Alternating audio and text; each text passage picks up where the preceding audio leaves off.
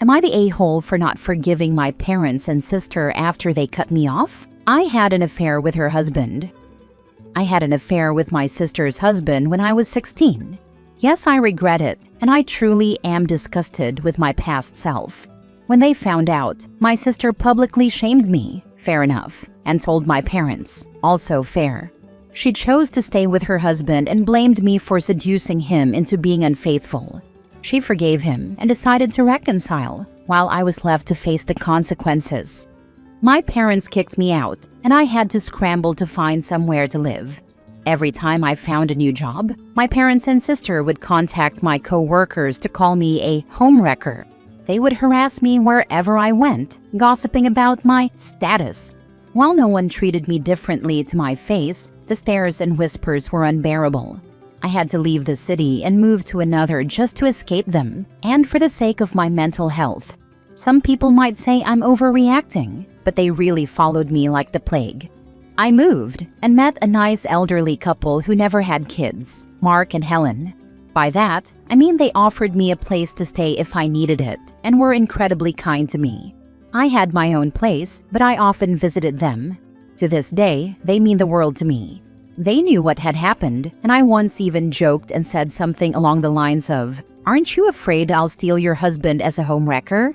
Helen told me that being a homewrecker wasn't my entire personality, and to move on and learn from what I did.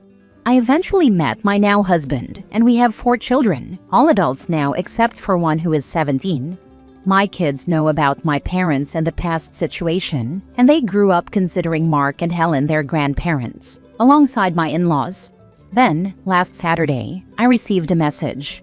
I hope you can find it in your heart to read this message. I know we've been through so much pain and hardship, and I want to be honest with you about everything. I deeply regret how things have unfolded between us, especially the hurtful things we said and did in the past, and I am truly sorry for all the pain we caused you. Our actions have had lasting consequences. We never got to know our grandchildren, and I realize now how much we missed out on. Your sister's husband cheated again and left her for someone else. I see how much she's been suffering. She's now a woman left alone with 2 kids. One is disabled, and the other is autistic and struggling too. She's been so strong, but it's not enough. We are in a difficult situation ourselves, struggling financially. We don't have enough space or resources to help her directly, but we deeply want to support her and her children. I'm asking for your forgiveness. I know your father and I don't deserve it, but I hope you can see that we are trying to make amends, even if it's late.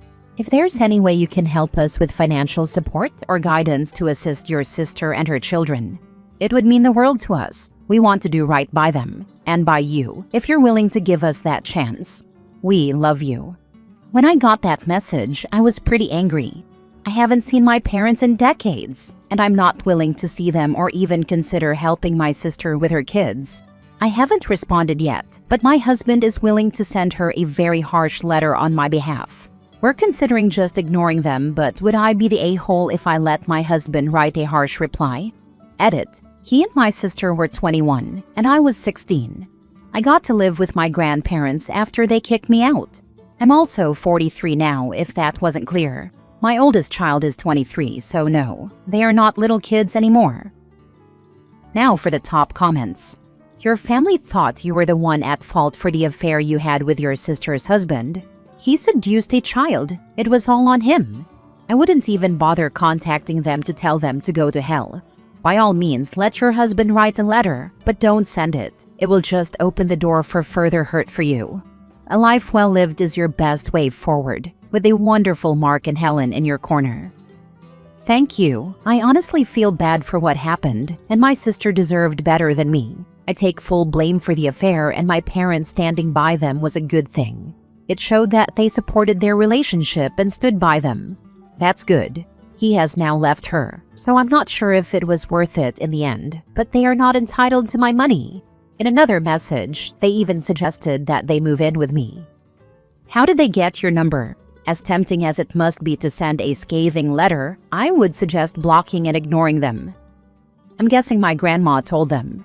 My grandpa is dead, but I still have very low contact with my grandma.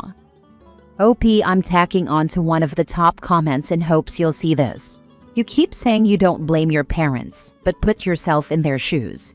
If a 21-year-old adult slept with your 16-year-old son or daughter, how would you feel? They chose a predator over you.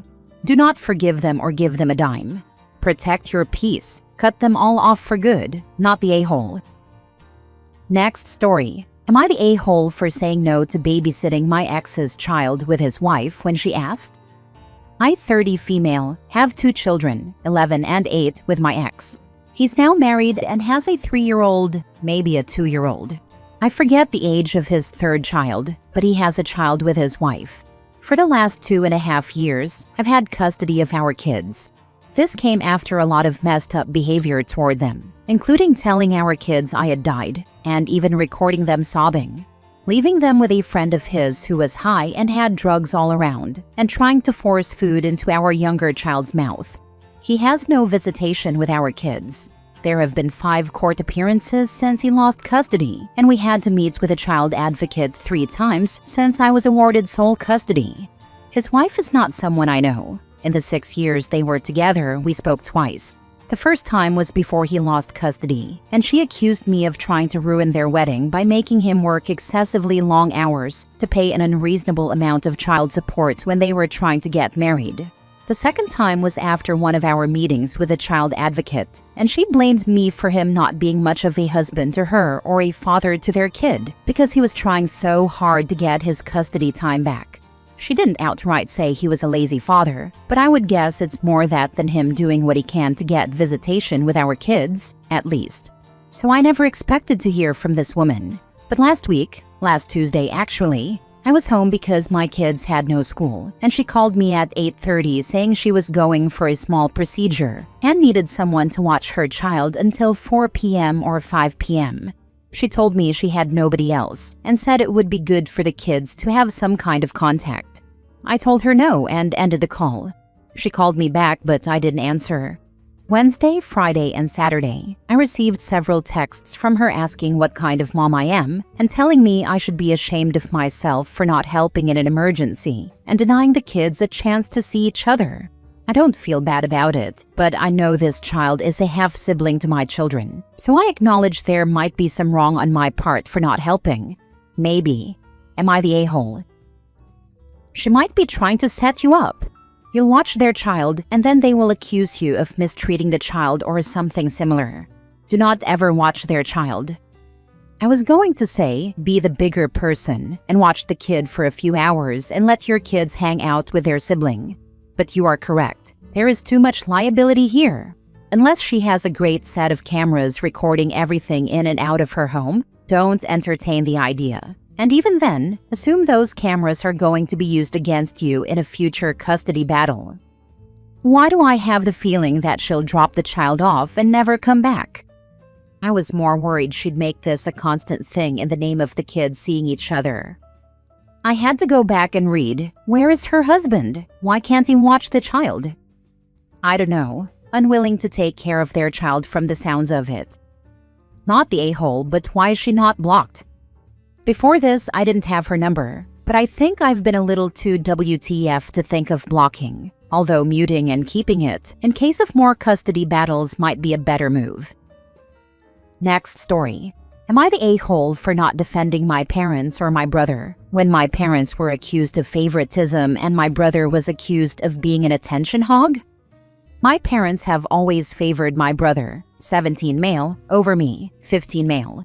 There are so many examples I could give, but I'll just list a few ways because the point of the post is that someone else has called them on it. My parents talk about my brother more. They invest more time in supporting his interests. They put more money into raising him, and they have way more photos of him than me. My brother's bad about it because anytime I get any attention, he'll bring up something he did to get the attention back on him, or he'll do something in front of everyone to get people's attention. He does it every single freaking time. He even does this nonsense in school.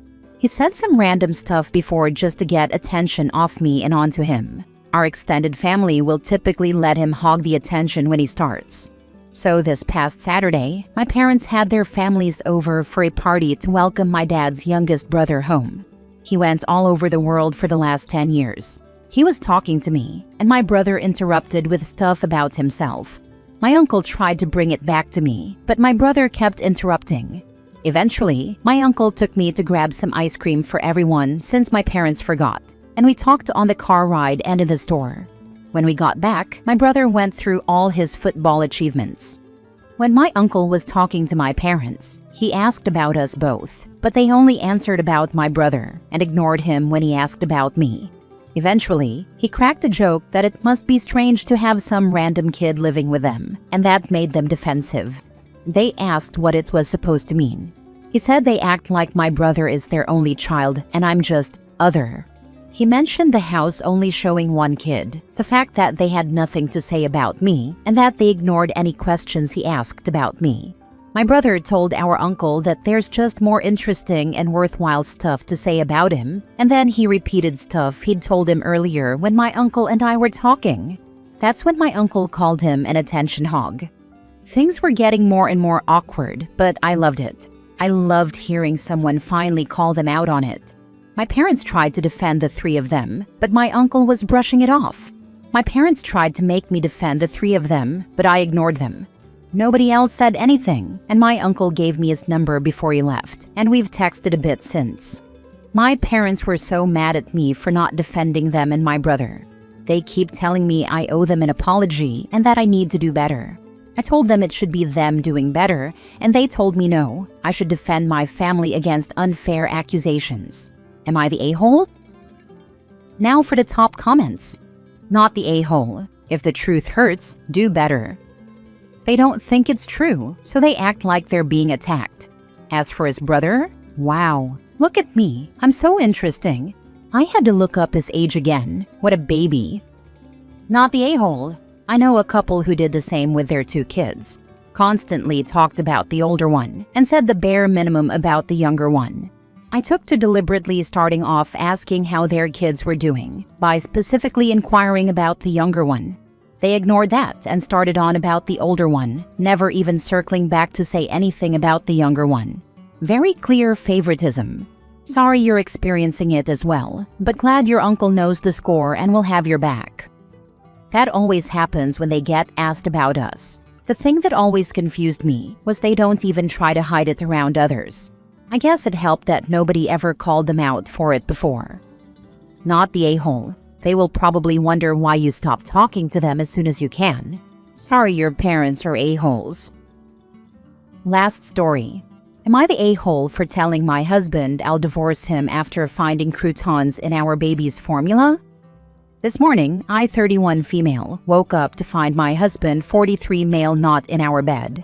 I figured he fell asleep on the couch like he often does after drinking.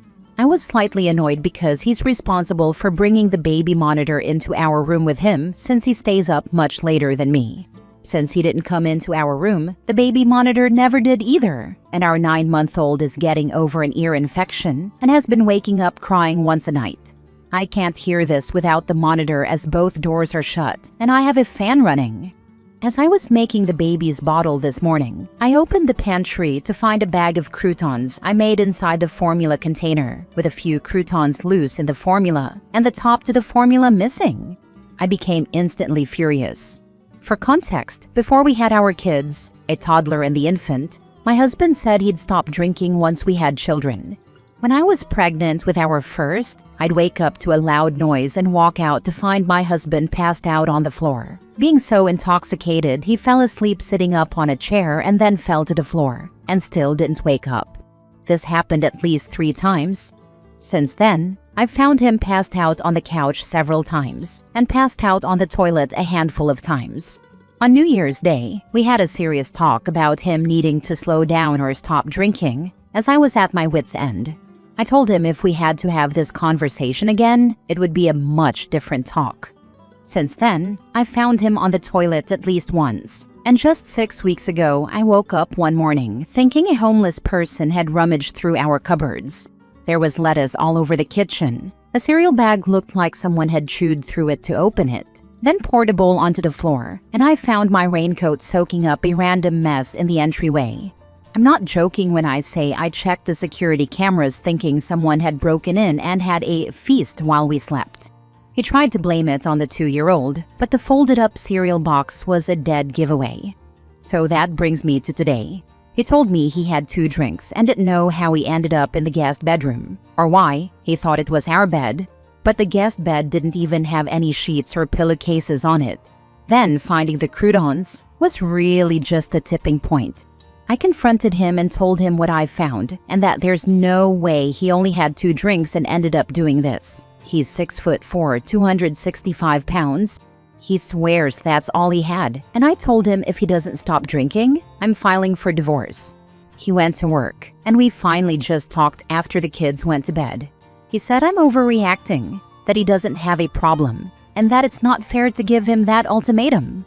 I told him it's my life too, and I don't have to stay in a marriage where I don't like the level of drinking, especially with 2 young boys. I agree I could have waited until tonight to have a better talk, but I think he needs to know how serious I am in order for him to make a change. Otherwise, I'm keeping my word and will file. So, am I the a-hole?